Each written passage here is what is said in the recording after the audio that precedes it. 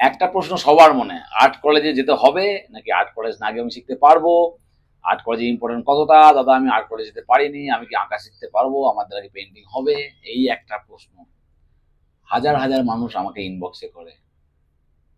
আর এটা খুব জটিল একটা প্রশ্ন। এখানে একটা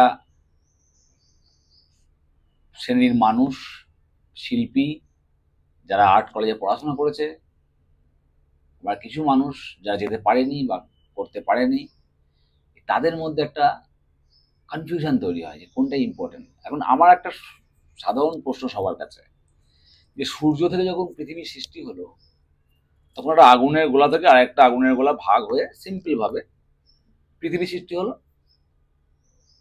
এবং সে পৃথিবীতে ধীরে ধীরে ধীরে ঠান্ডা হলো এবং জীবজগতের সৃষ্টি হলো। এটা একটা লজিক।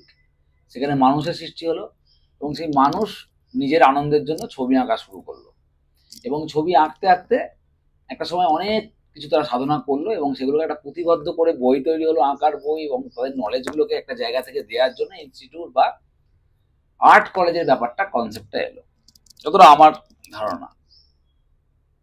নাকি এটা ঠিক যে সূর্য থেকে একটা আগুনের গোলা ছিটকে এসে পৃথিবীর সৃষ্টি হলো, তারপর আরো দুটো তিনটে আগুনের গোলা ছিটকে এসে আর্ট কলেজের সৃষ্টি হলো, তারপরে মানুষের জন্ম হলো, তারপর মানুষ আঁকা শিখবার জন্য আর্ট কলেজে গেল। এই একটা প্রশ্ন আমার মধ্যে জাগে।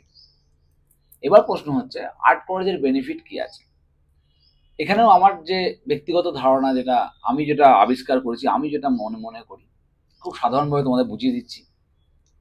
ধরো তুমি আর আমি দুজনকে একটা জঙ্গলে ছেড়ে দেওয়া হলো, তুমি একটা আর্ট কলেজ থেকে পাস করা মানুষ, আমার কাছে সেই ডিগ্রি নেই বা আমি নিজে নিজে সাধনা করছি। ব্যাপারটা কি হচ্ছে, একজন আর্ট কলেজে যাচ্ছে যে, তার কাছে একটা ম্যাপ আছে জঙ্গলের ঢোকার, জঙ্গলে কোথায় জল পাওয়া যায়, কোথায় বিশ্রামাগার আছে, কোথায় গেলে কুমিরের ভয়, কোথায় গেলে বাঘের ভয়, এগুলো সম্বন্ধে তার কাছে একটা ম্যাপ আছে, এবং সে সুন্দরভাবে এই ম্যাপ দেখে দেখে দেখে দেখে আস্তে আস্তে আস্তে সে এই জঙ্গল থেকে বেরিয়ে যাবে।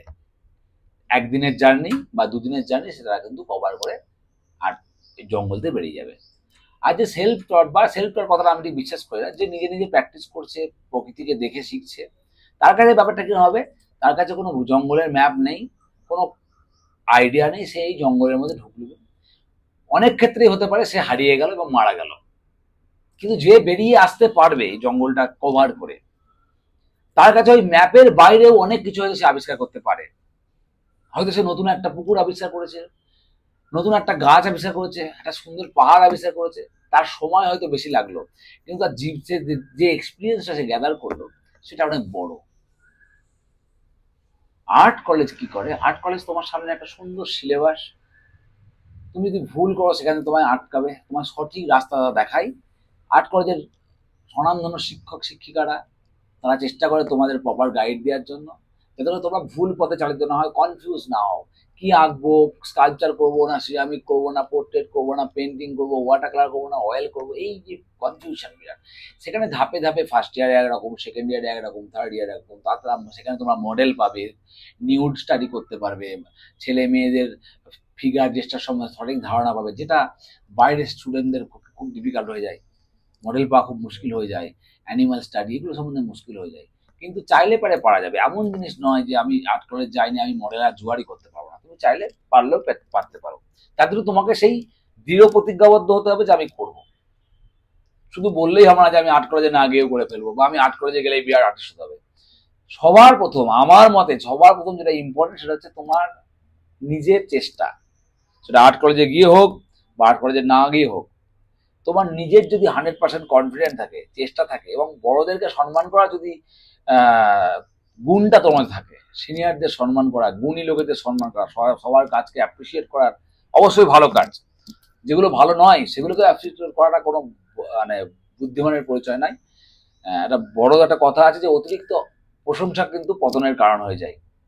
তাই জন্য এই আর্ট কলেজে যাওয়া, এই না যাওয়ার যে ব্যাপারটা ছিল, তার সেখান থেকে আমি যেটা রিয়েলাইজ করেছি, একটা সম্পূর্ণ আমার ব্যক্তিগত মতামত, আমি যেটা রিয়েলাইজ করি সেটা তোমাদেরকে বললাম, যে মানুষের তৈরি আর্ট কলেজ, আর্ট কলেজ আর্টিস্টকে আগে তৈরি করে, আগে মানুষ জন্মেছে, তারা সাধনা করেছে, তারপর তারা আর্ট কলেজ বানিয়েছে, যাতে নেক্সট জেনারেশনকে আরো ভালো সুন্দর একটা ধারণা দেওয়া যায়।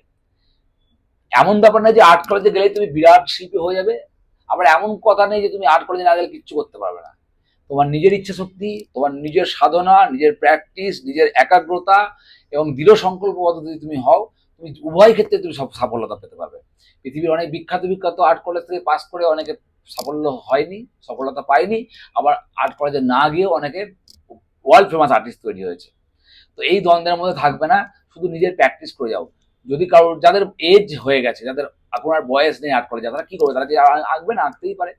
আবার যারা সত্যি আর্ট কলেজে চেষ্টা করছো, তাদেরকে এটা বলা ঠিক না যে তুমি আর্ট কলেজে কেন যাচ্ছ, অবশ্যই যাবে। আর্ট কলেজ, আর্ট ইনস্টিটিউট, ভালোগুলোর কথা বলছি, যেগুলো বুজরুকি নকল কিছু জানায় না কিছু, সেগুলোর কথা বলছি। আমি বলছি আমাদের ট্র্যাডিশনাল যে art college, Indian art college, government art college, Santiniketan, Visva Bharati যেগুলো আছে, হ্যাঁ, জেএনইউ যেগুলো আছে, সেগুলোতে গেলে পরে অবশ্যই তুমি বেনিফিট পাবে, অনেক কিছু শিখতে পারবে নতুন নতুন, যেগুলো হয়তো বাইরে পাবে না। আবার তুমি যদি না যে, যা তোমার সাফল্য নেই, মানে সম্ভাবনা ছিল বা যেতে পারোনি যে কোনো কারণে, তার মানে এই নাই যে তুমি বাইরে থেকে তুমি মেটেরিয়াল পাবে না।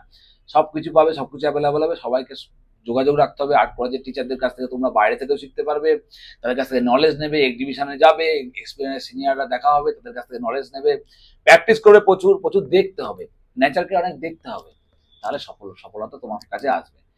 কোনোটাই ছোট নাই, কোনোটাই বড় নাই। আমার ধারণা, দুদিক থেকেই সাফল্যতা আসতে পারে, দুদিকে অসফল হতে পারে। তোমার চেষ্টা থাকলে নিশ্চয়ই সফল হবে। কেমন লাগলো ভিডিওটা তোমরা অবশ্যই জানাবে। প্রচন্ড গরমের মধ্যে বসে ভিডিওটা করেছি তোমাদের জন্য। ভালো লাগলে শেয়ার করো এবং তোমাদের নিজের মতামত দিও।